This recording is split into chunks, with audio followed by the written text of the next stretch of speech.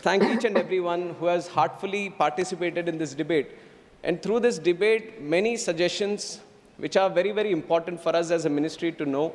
Some of the feedback is very, very important for us to know that has come through all the speakers. And some have maybe crossed the line a little bit and used this debate for their own political purposes. I would not delve too deep into that because that is something the opposition, it has a right to do it and it keeps doing it all the time. But I'll keep the debate very positive and I'd like to comment on all the important suggestions that have come in. And I would like to start also by addressing the elephant in the room, which is about the name of the act, Bhartiya Vayuyan Vidheyak. I also understand that it might be a little difficult thing to pronounce for a lot of people. गले में अटकता होगा ये, पर कोई शर्मिंदा की बात नहीं है इसमें. कोई ये ऐसे वो शर्मिंदा होने की कोई बात नहीं है. This is something you have to know the intention with which the government has put this name. That is ये है कि भारत की जो विरासत है, संस्कृति है, जो पहचान है, उसको दिखाने की, दर्शाने की एक प्रयत्न ये 3 वर्ड अभी रखने की है. इसमें कोई कॉन्स्टिट्यूशनल वायलेशन कहीं पे भी नहीं है. जो भी आर्टिकल्स मेंशन किए गए हैं, उसका कोई भी कहीं पे भी उसका opposition या कुछ किया नहीं है. One of them is Article 348(1) has been mentioned, which says about the authoritative text. That is definitely in English, it is there. And also the bill is, it's been mentioned about Article 120, but that also there is no violation about it. And the official language act also, it is in accordance with it. So there is no point of constitution, but there might be a feeling that something has been imposed.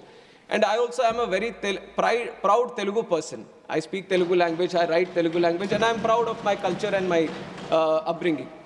So you might be questioning, you are a Telugu person, how can you allow this kind of this thing? अरे हमारे तेलुगु में भी भारत तो भारत ही बोलते हैं. Vayu is also a Telugu word. So Bhartiya Vayuyan Vidheyak becomes half Telugu for me also. So it is a mixture of all the languages here. It is like everyone coming together, we want to this thing. With the colonialization, there has been a small cocoon that has been developed. And it is, let me reply, sir, I have carefully listened to each and every one. No matter what the allegation is, whatever the suggestion is, I have listened to each and every one, and I'll address the chair. So when this whole colonialization happened, we were created like a cocoon. Now, under the leadership of Honorable Prime Minister Narendra Modi ji, we want to break that cocoon and bring the butterfly out and show the colors of true India, and that is what we are doing here. And this name is a small indication towards it. The text is there in English, so there shouldn't be any problem for any English-speaking person to, in fact, get afraid that there are 3 words here. कभी तो अभी लगेगा कि Copernicus lane है यहाँ पे, किसी के गली में अटकता है तो बदल दे क्या उसको? कॉपरनिकस लेन तो है ही. And my name is Kinjarapu Ram Mohan Naidu. And when some people say Kinjarapu, there might be some problem with them. They can't pronounce it the way I pronounce it. But that doesn't mean that I'll change my name so that it becomes easier for them. ये तो मेरी पहचान है. और उसी तरह अभी शायद ये 2 बार बोलने से 3 बार बोलने से थोड़ा मुश्किल होता होगा. But India has gotten used to so many things, sir. I think they will get used to this one also. Bhartiya Vayuyan Vidheyak is just to create the identity of the languages. On top of that I've seen, you are mentioning about other languages also. I was not understanding why Hindi was brought in. Vayuyan is also a Sanskrit word, in fact. And if you really want to appreciate the languages, the culture of this country, I would like the opposition to also appreciate that on 3rd October of this year, the cabinet has made 5 languages as classical languages, which are Marathi, Assamese, Bengali, Pali, and Prakrit. If you really love the languages, you should appreciate the decision of the government and how much this NDA government protects and promotes the languages of India. We recently celebrated the Constitution Day also. And on that day, we have proudly released the Constitution not only in English and Hindi, but we have done it in Sanskrit and Maithili also. So you see that there is a whole conscious effort that all the languages should be given their importance, all the languages should be protected, and all the languages should be promoted. I think this is one point that I wanted to make regarding the language debate that has been going on, sir. And on top of that, Udan. I have already given the numbers during my opening speech also on how the numbers have doubled, in fact, from 2014 to 2024.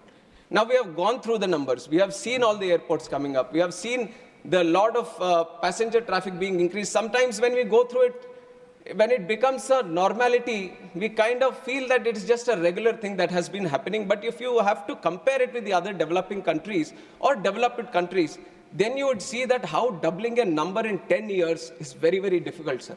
And that is something which has been a challenge for India also. And that challenge has been successfully addressed, and we have doubled the number of airports, doubled the number of passenger traffic that we have, and doubled the number of aircraft fleet. But for us, I can proudly say, under the leadership of Modi ji, aviation is not just looked upon as how many. I also agree to a certain point that it's not about just the numbers. Numbers I'm giving to show you a picture on how much progress we have made. But if you look at the true sense on why we want to promote aviation, why we want to make it one of the best sectors in the country, in the whole world, because when we talk about aviation, we talk about tourism. When we talk about aviation, we talk about economic activity. When we talk about aviation, we talk about real estate growth. We talk about job creation. When we talk about aviation, we talk about industry.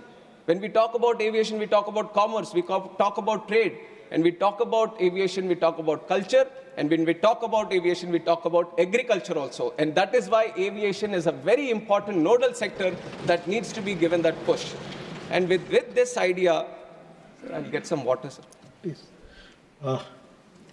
And it is with this idea that the whole aviation sector has been thoroughly, deeply understood on what the true potential India can have. And we have seen that there are multiple gaps also. Now 90,000 crores capex has been put into the infrastructure to create the infrastructure in airport infrastructure. But creating infrastructure, that itself is one challenge. And when I took the charge as a minister for this aviation, sir, I have promised the people of this country that, thank you. Thank you. She has always been so caring, sir. Like a mother, always. Thank you, ma'am.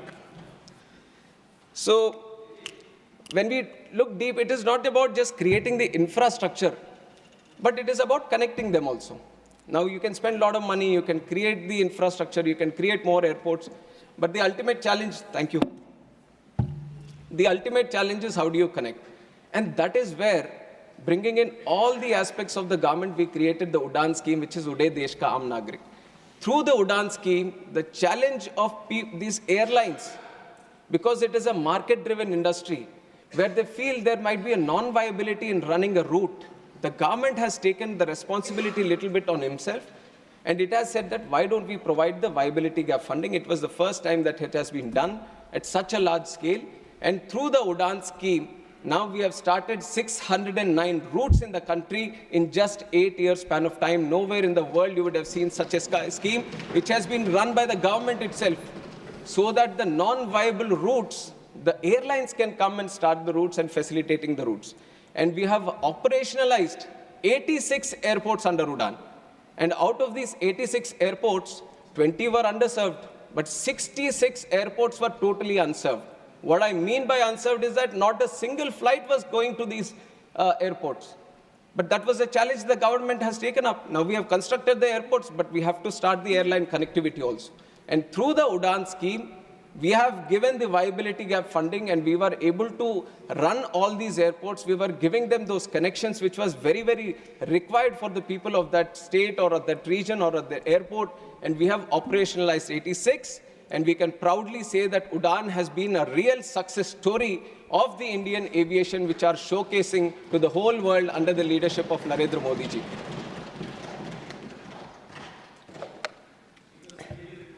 And why I say the whole world, sir? In fact, in September, we have had one conference also, Asia Pacific Ministerial Conference, where 41 countries were participating, and there were stakeholders from aviation across the globe also who were participating. And 29 countries have sent in the best of the people who represent aviation from their countries. And I have heard all of them speak in that conference, and they have proudly said, the real thing that we can pick up from India today is how it has improved the domestic connectivity within the country, and how it has launched the RCS UDAN scheme so that it could facilitate the regional aviation in a very big way. Because for them, most of the countries, sir, for them, the aviation becomes more of an international affair. How do you connect your country better to another country? But a lot of them couldn't crack the challenge of internal connectivity. But now with this UDAN scheme, we are showcasing it to the world that a little push, a little commitment from the government, you can create wonders, and that is what we have done through the UDAN scheme. And now through the UDAN scheme, we have kind of addressed the accessibility. Now the other thing that I mentioned after taking charge as a minister was that I want to bring in affordability also. And I understand all the concerns that each and every member has raised regarding the airfares. I am also a citizen of this country, and I was also a member, and before member, I was also a passenger. So I know one of the challenges that the people of this country face when they're traveling, and I understand the true spirit in which people would have spoken about the airfares also. But you have to understand that airfares regulation is, this debate has been there for quite some time, sir, and internationally also the process that they follow is they keep the aviation air ticket mechanism as a very deregulated sector, because that is how the whole sector moves forward. That is how there is a win-win situation for everyone. The market plays its game and everyone gets facilitated in the process, and this is an international procedure. Nowhere in the world, any country has been regulating the air prices and seeing a progress in aviation. Everyone has a very deregularized sector only. And in fact, in our country also, at one point of time, there was a regulation on the airfares through the Air Corporations Act. Now, when was this Air Corporations Act taken out? It was in the year 1994 that the then government, that the then leaders thought, if the aviation needs a real push, then we have to deregulate, and that is when the deregulation happened. In 1994, the Air Corporations Act was taken away, in which it was mentioned that air caps need to be kept. So after that, it has been a free market.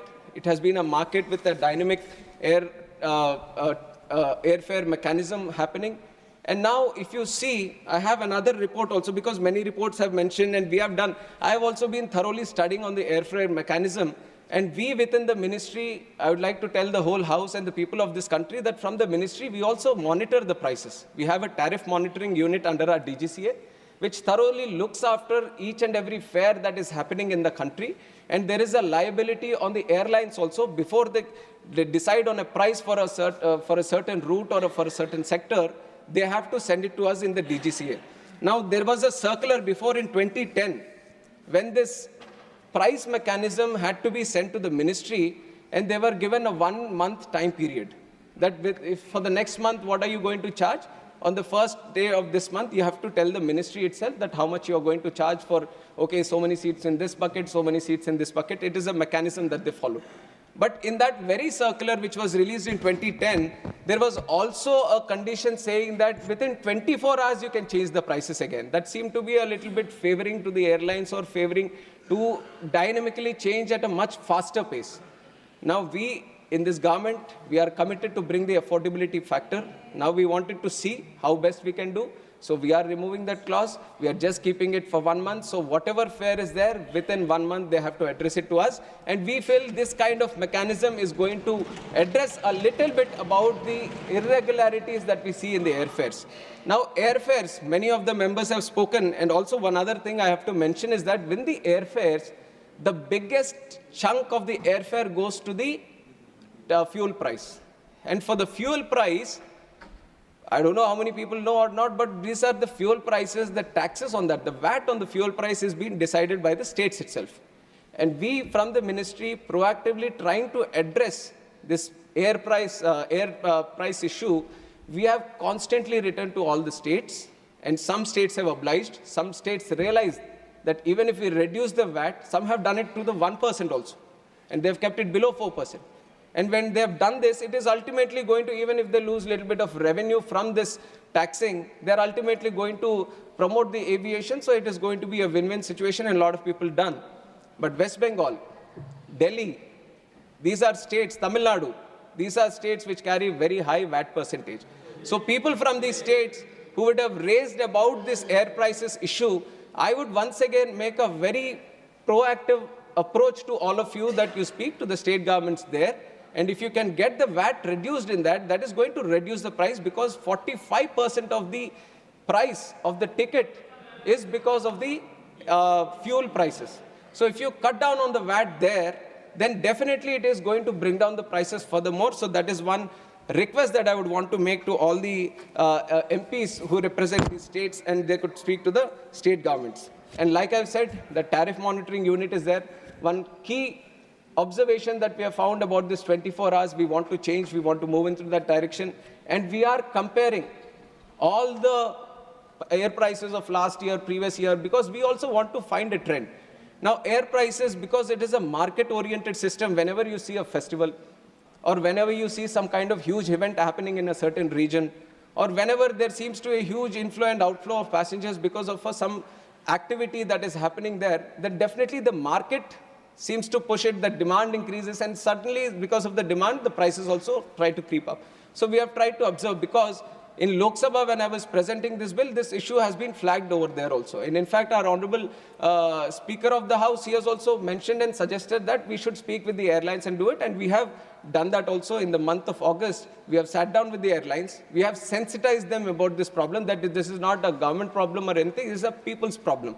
It has been raised in the House, and our Honorable Speaker has also mentioned about it. So according to that, we have met the airlines, we have sensitized them, and then after the season, the Diwali season has been done, we have observed that in the previous Diwali, 2023, 2 days prior to the Diwali season and now 2 days prior to this, the major sectors between the metros and the major connectivity points where huge traffic flows, the prices have reduced from 2% to the tune of 42%. This is something just by proactively reacting to the suggestions that you have given and interacting with the airlines and sensitizing that, we'll be thoroughly monitoring the air prices. And if there is anything, because we all have the rules right now, that if anything happens out of the rules, then we can penalize them also.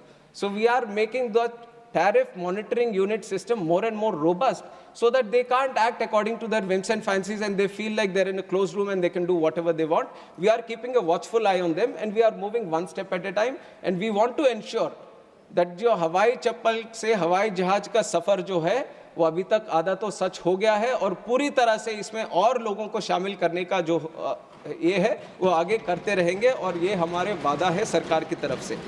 And on top of this, airfares, there was also an issue of bomb threats also. And if you look at the bomb threats, it was during a specific period. There were multiple instances before also, once in a while these were happening.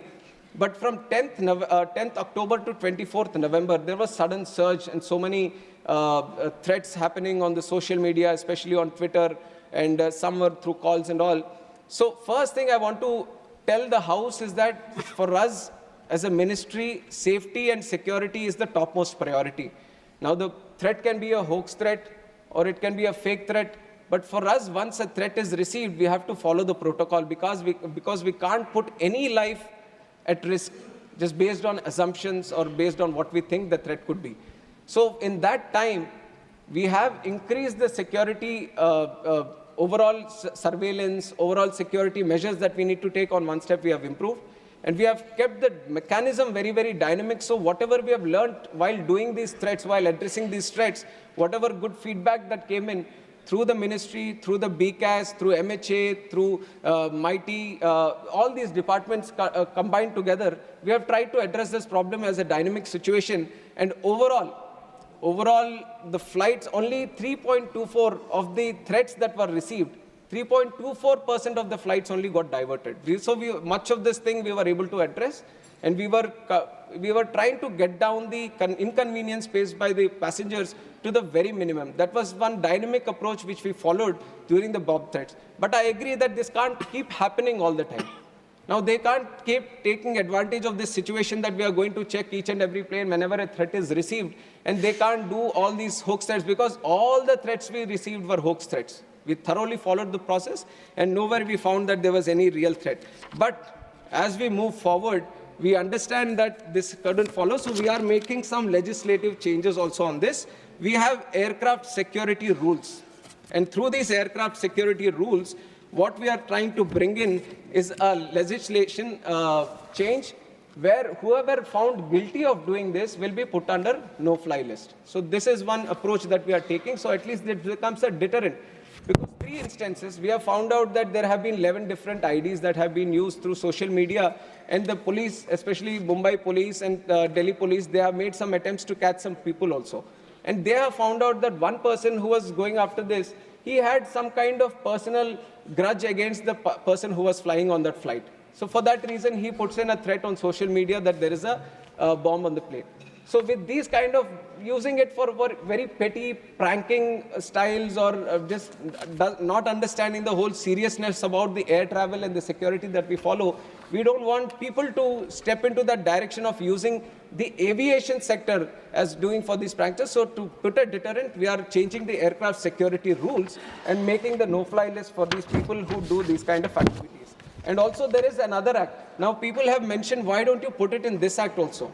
But under the civil aviation, we have another act, which is the Swastika Act, safety suppression of unlawful acts against safety of civil aviation. This is another act which specifically deals with these offenses and unlawful activities regarding the plane.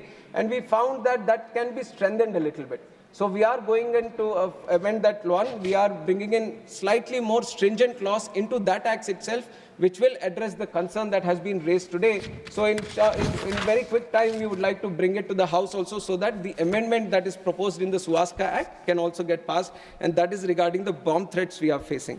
And on top of that, there are some other, in the very beginning, DigiYatra, privacy concerns, and it keeps coming under questions also, but I have to say that during, regarding the DigiYatra, almost 3 crore people have used it till now. They find it very, very convenient, because what takes through the CISF security, what takes like 20 to 25 seconds, with the usage of this DigiYatra, it becomes 5 seconds for them to cross gate to gate. And it has been put at multiple points. One is at the entry of the airport, then there is the security check-in and the boarding gate thing. So at these 3 points, we are using these DigiYatra systems. And first and foremost, DigiYatra is a totally voluntary system. It's not a mandatory that we are pushing it onto the people or the passengers.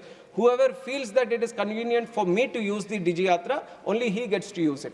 And how do we address the privacy? There is a certain audit on this. There is a forensic audit which has been done, and everyone has pointed out that no privacy threat is being done by the DigiYatra.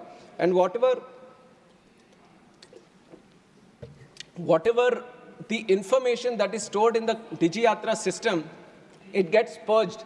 Once you use DigiYatra, the whole information about the Aadhaar or whatever details you put in, it gets stored on your phone itself. It doesn't go to any other place. Only when you put in the boarding card, the airport gets notified that you're traveling through this airport at this time. So within a stipulated time, the information goes to the airport, so that when you reach the gate, the airport has that information. And once you cross and once you travel from that airport, the data gets purged in itself. So there is no place which stores all your data. And if there is a data threat that needs to happen, all the people who use DigiYatra, all the phones need to be hacked. Now 800, so many phones, whoever DigiYatra is using, they all need to be hacked consistently. But otherwise, there is no one place where all the DigiYatra systems get, the data gets stored. So there is no privacy concern in that. And other than that, drones and advanced air mobility, I'm very happy that people are also seeing that aviation has many other sectors. Otherwise, people feel that we only deal with the airplanes. But whatever is there in the space, whatever utilizes the space, any kind of vehicle that utilizes the space, it all comes under the Ministry of Civil Aviation. And we have defined this thoroughly in the Act itself. And much of it, because this is a very robust industry, the rules need to be consistently changed, the airspaces, it's an international affair, and all of these coming together, then you need to have a very robust mechanism that somewhere, like I've said in the opening speech also, the International Civil Aviation Organization, which speaks with its under 193 member countries and continuously recommends us on what the protocols need to be, what the requirements need to be. So not every time once they say that, acha, ye karo, then I can't bring everything to the parliament. So we are bringing in the principal act, in the principal act itself, we are saying, let us have the authority to make these rules little more strongly. And once we do that, the rules can follow according to the recommendations that we receive. And just like how we have rules for the passengers, rules, safety requirements for the aircraft, similarly, we have made rules for the drones also, and we are stepping into making rules for advanced air mobility vehicles. And you'll all be very surprised and excited also within 1 year, because a lot of research is going into advanced air mobility. This is something which is very exciting for a country like India, where from the airport, to coming into the city. When you're in these metro cities, everywhere you find this challenge. A small traffic jam and you're stuck for 1 hour or 2 hours coming home from the airport itself. And that is where these advanced air mobility vehicles, this is the electric vertical takeoff and landing vehicles, which is going to be a new invention which is happening across the world, and people are building these prototypes and trying to form the rules around it. And India is not far behind. We have already said if you want to build a vertiport from where these vehicles need to take off, we have already, from the DGCA, we have designed the rules for that. And airworthiness of this aircraft that we are going to build, we have designed the rules for that. So step by step, whatever needs to be done, we are consistently speaking with the industry and forming the rules so that by 2026 in the beginning, when the industry says we have the vehicle ready so that we can use it, we are ready with the rules from the Ministry of Civil Aviation. So we are strongly pursuing that path. We have not left it behind. And if you say that it's not there present in the Act itself, according to the definition of the aircraft, it comes under this Act, and we are forming the rules subsequently so that all those things need to get addressed. And a lot of people have also mentioned about their local airports or the airports of the region. Some new airports, some need to be developed, some need the capacity augmentation, and so many other things. And to address each and individual one, it will be very difficult, but I assure each and every one, you can come and see me, you can discuss about your airport with me, I'll be available to meet, and everyone across the tables. Our intention is not to do politics with any airport. Our intention is to promote aviation and do the best to the people of this country so that everyone who aspires to be on that plane has a very convenient, affordable and accessible air travel. That is the thing. And one, out of my respect to our ex-Prime Minister, who is also here, and I should appreciate the commitment he has at this age also, coming here and sitting for so many hours, and for the reply and mentioning about the airport, that he is so passionate about the Hassan airport, and we are going to take it seriously from our side. It is an airport which is being developed with the help of the state government of Karnataka, and I've got the details regarding it, and it is the physical progress of the Hassan airport is up to 60.21% today.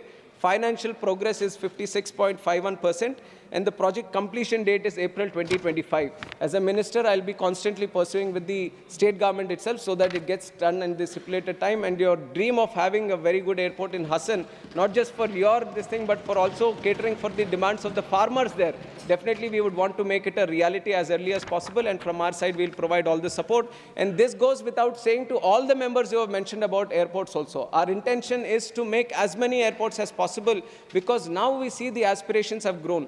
Now, each and every district, earlier what used to be like the capital airport of a state, wherever the capital was there, people were expecting one airport there. But now I'm seeing that people, even though there is an airport within 100 and 150 kilometer radius, they feel like they are entitled to one airport in their own district itself.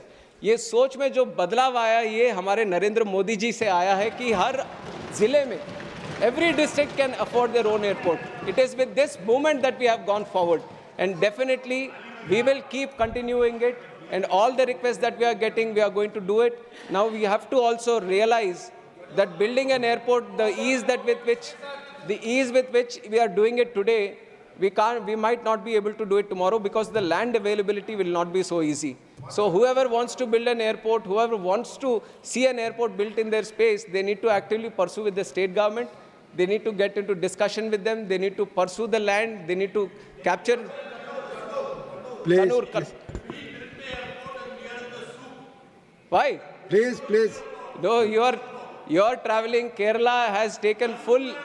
Kerala state has fully utilized the aviation sector like no other state. I appreciate all the efforts they have done. No other state has. Please. Let me speak, sir. No other state. He's not yielding, please. No other state has 3 points of call. Only Kerala has it. And it is with respect to the people there who travel abroad for many things, we have given 3 points of call. Kannur also we have international thing. There is a strong request for points of call. And like you have said, we are not doing it by like and unlike of this thing. No points of call has been given, but we are thoroughly moving into that direction to see where else we have to do. Points of call, and definitely Kannur is a very important airport for us also. Whatever best needs to be done there, we will provide all the support based on what the state government is asking and the people's demands also. Definitely we will do the best from our side also, so that the aspirations of the people there or met. I know it is a very important demand, Dr. but we have to Sridhar, collectively, please. No point we of- have to please. collectively look at all these things, sir. And overall, there are these kind of demands originating from other states also, and looking at the country as a whole. And how do we connect it with international sectors? Because a lot of the airports that we have built now have the international status also. They are requiring flights to start international this thing.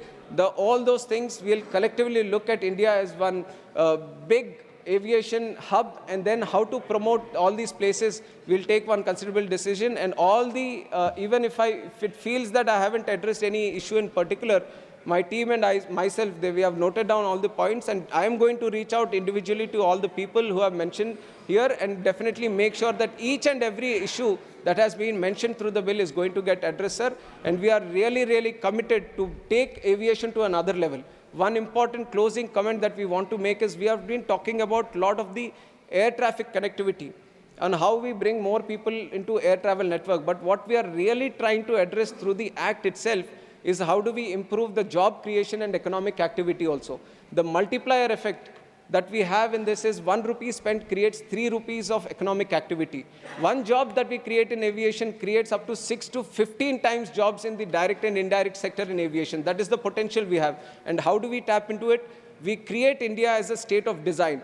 We create India as a state of maintenance, as a state of manufacture.